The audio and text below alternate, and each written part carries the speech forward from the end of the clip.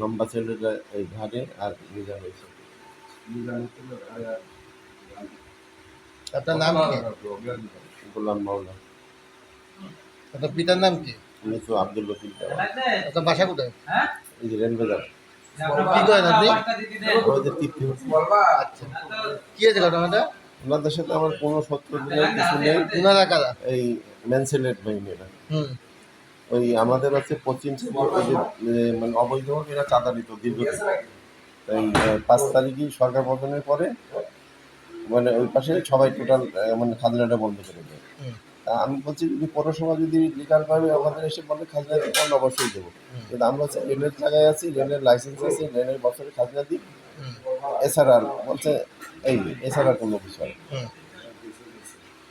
আজকে কি হয়েছে? আজকে কিছু হয়নি এবং এর ভিতরে কোনোদিনই কিছু হয়নি। না, এই যে আপনারা মারলো, কি কখন হয়েছে এটা? এটা হচ্ছে এই তারেক ভাই উঠে চলে আসলো একটার একটু পরে।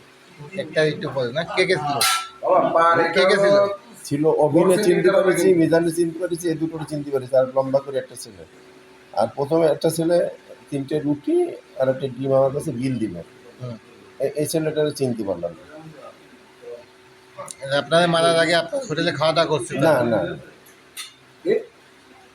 ওই যে বিল দিল বলছেন আপনি? এই একটা ছেলে মানে 3টে রুটি একটা ডিম নেবে। আচ্ছা আচ্ছা আচ্ছা। ও ওই মানে আমি 10 টাকা ব্যাগ দিছি, ও বেরোয় গেল। আমার কারিগর ডিম ভাজবে আর রুটি দেবে, এর ভিতরে ওই মিজান ওরা 3জন অভি হেলমেট পরা এসব তাদের হাতে কি ছিল?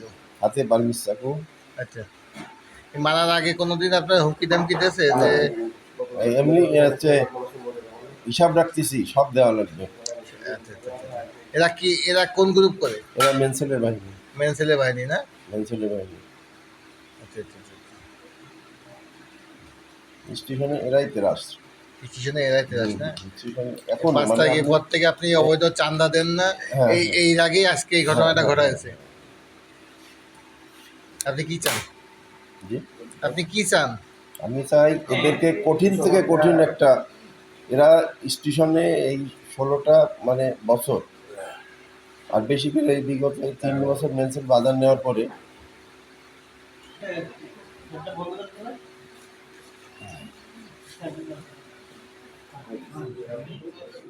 এদের কঠিন শাস্তি হোক, এটাই হচ্ছে আমার। পরে আমার একটা হামলা করবে।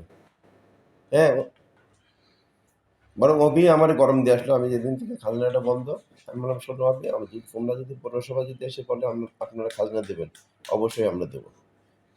তুমি দেখো এটা কোনো অবস্থায় এটা খাজনার ভিতর পড়ে না।